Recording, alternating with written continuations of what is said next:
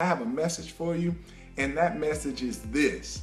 That message is, don't let anybody steal your dream, right? And when I say, when we talk about people, discouraging us from our dreams, I'm not always talking about people that are far away from you. I'm talking about people that are close to you. And it's not always malicious. When I think back in high school when I started my company, I had people that wanted the best for me, right? You're going to school, you're going to college. You've heard any of my other stories. You remember I was state champion in the mock trials. So, I had a gift, and we'd get in the courtroom and I'd argue with other attorneys, kid attorneys, and I was state champion. So, that's a fast track to a good school, to be in a law program, to hopefully become an attorney, go to law school, that sort of thing.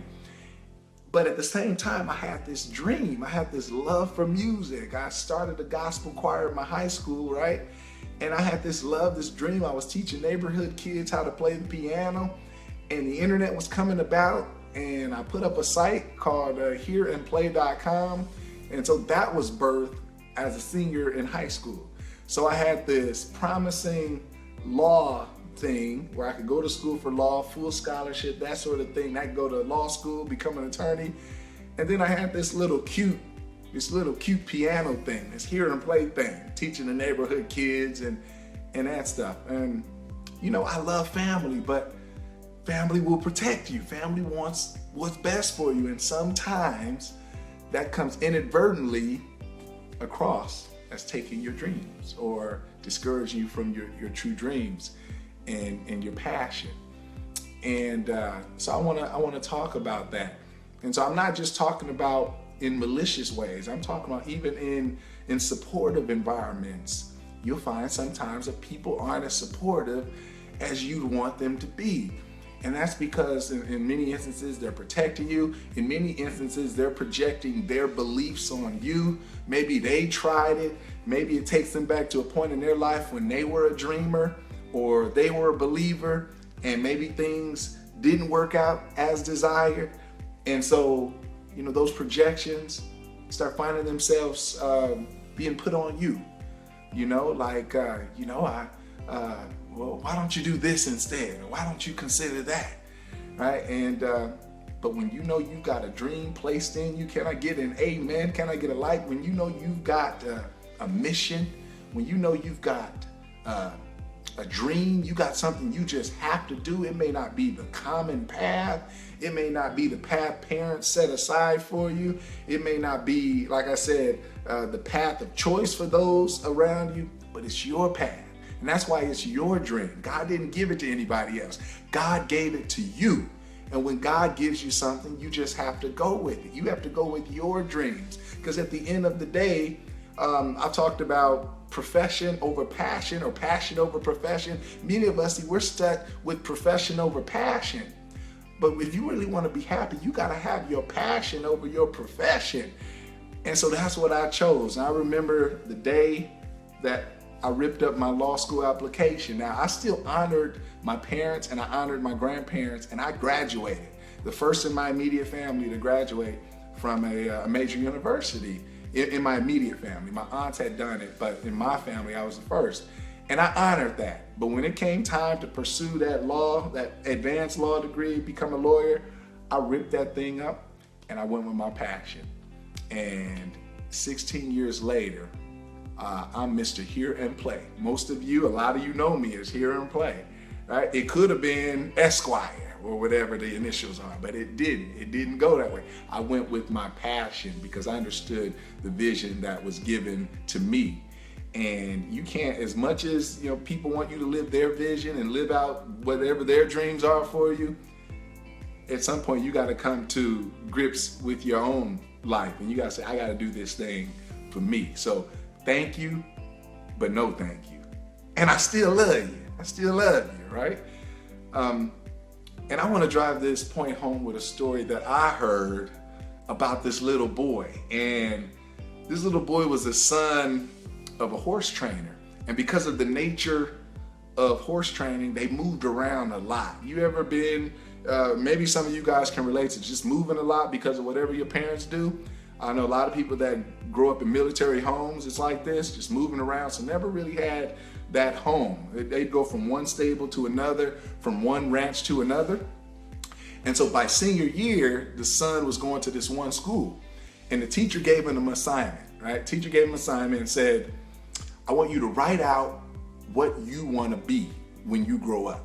Write out exactly what you want to be when you grow up and what your dream is. And the boy got excited because, like his dad, he wanted to own a horse ranch. Well, his dad didn't own, his dad only trained, but this boy had vast dreams of owning a horse ranch. And I mean, he wrote a 7-page letter. He like blueprinted how it was gonna look, how the buildings and the stables were gonna be laid out, how the house was gonna look, how big the land was gonna be. And he turned in his paper. I mean, vivid, blueprint, dreams, described, all written out, gave it to the teacher, and got that assignment back 2 days later with a grade on it. And he had gotten an F. An F. He went back to his teacher. He asked his teacher, let's call her name Miss Johnson. Miss Johnson, why did you give me an F?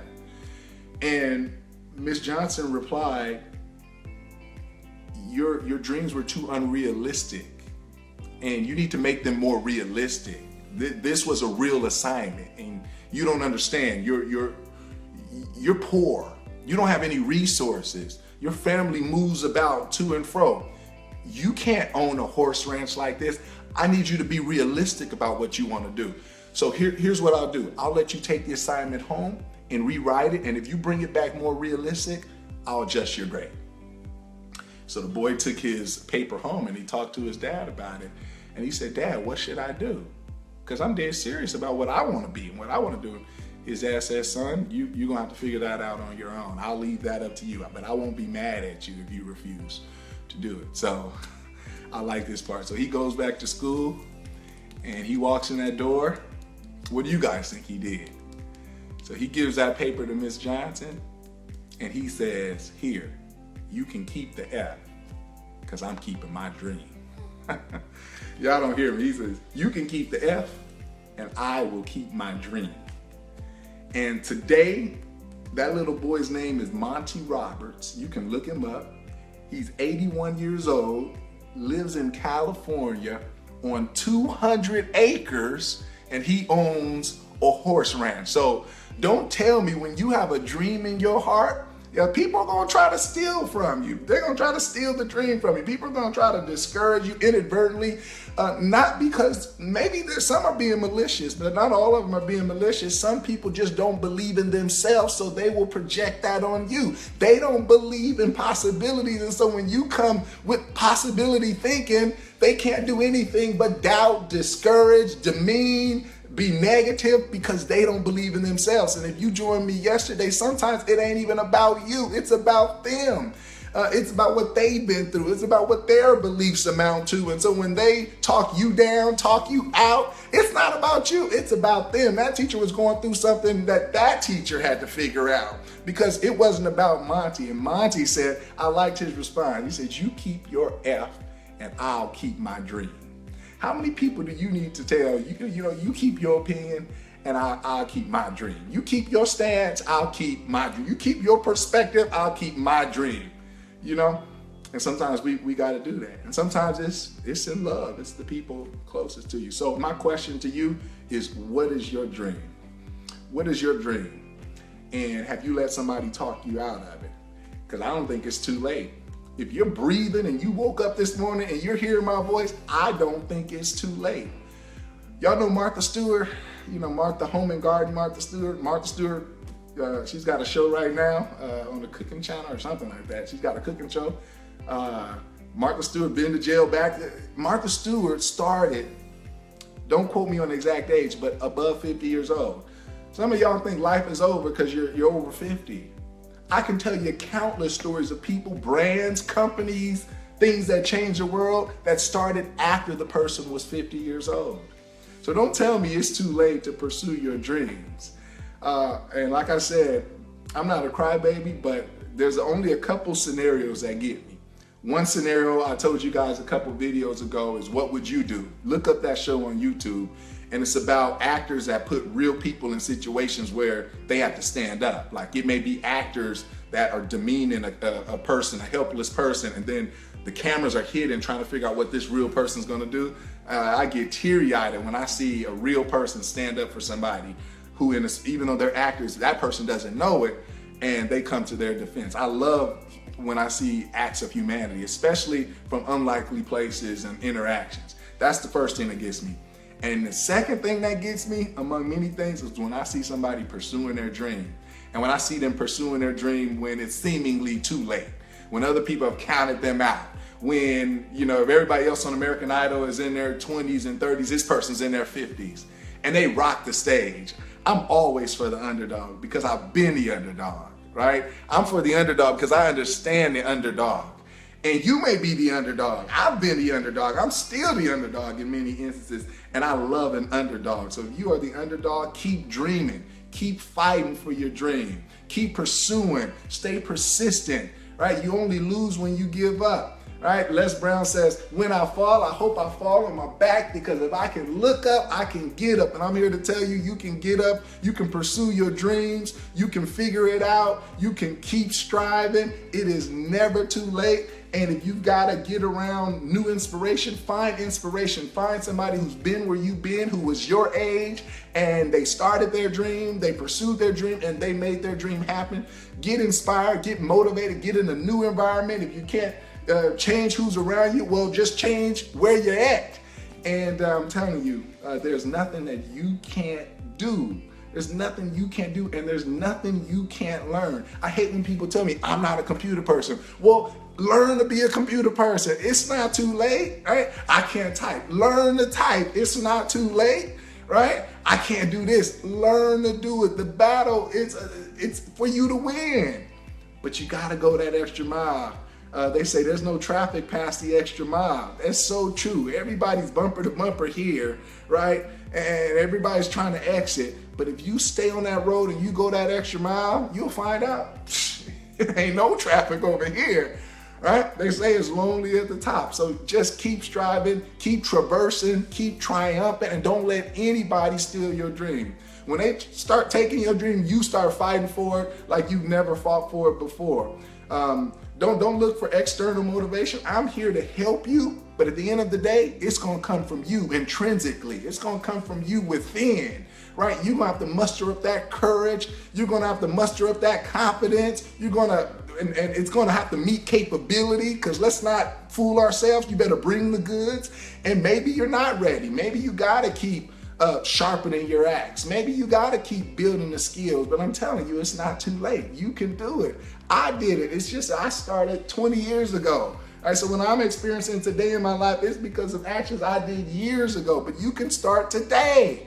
You can start today. They say where you are today is a result of what you've done in the last 5 years. So if you're just a little patient and you can see life in 5 years, on average, it can start with what you start doing today. I'm telling you, you're not a computer person. You could be programming apps in less than a couple years. You can be programming apps. I don't care if you're not a computer person, because you can figure it out, right? So take that momentum, take that fiery passion, and you stick to your dreams. Whatever your dreams, write the vision, make it plain, write it down. Right? Get it somewhere. Look at it every day. Remind yourself of it every day. Put a reminder on your phone. I got an iPhone. I got a smartphone. You may have an iPhone. You may have an Android. Guess what? Let's start using the technology to keep us on our dreams. What I want you to do before you go to bed, put something in your phone, whether you use the alarm function or you use the reminder function, and I want you to tell yourself good stuff all throughout the day. Set yourself a daily alarm. First of all, I want you to set a daily alarm for when you wake up. But I just don't want it to be a sound. I want it to say something to remind you, to remind you how to show up today. The first words you look at, they're your words. Whatever you want them to be, I want that to be on your phone right when you wake up. But that's not enough. Set another alarm. These can be reminders. I know on the iPhone you can do reminders. They can be alarms. 12 o'clock, remind yourself. Just keep it in the forefront of your mind. Because Facebook's got all this negativity. Facebook's like a double-edged sword. It can motivate you, because sometimes I'm here to be of motivation, but for every motivating thing, there's 10 negative things. So let's use the technology to reverse that. Use our phone to be proactive. So get quotes, get things you want to remind yourself of. You know you're going to lunch, have that thing show up so you can put a smile on your face in the most unlikely time, right? 3 o'clock, what do you want your phone to tell you? 9 o'clock before you go to bed, have something on your phone, right? Let's just proactively keep ourselves on our goals, on our dreams, on our aspirations. Let's stay focused, because if you're focused, then can't nobody get you off, right? Can't nobody steal your dream, right? Another past speaker, I said, well, if you stay ready, you don't have to get ready. And in the same way, if you keep your mind focused, then you ain't gotta worry about the distractions of life, because you're focused.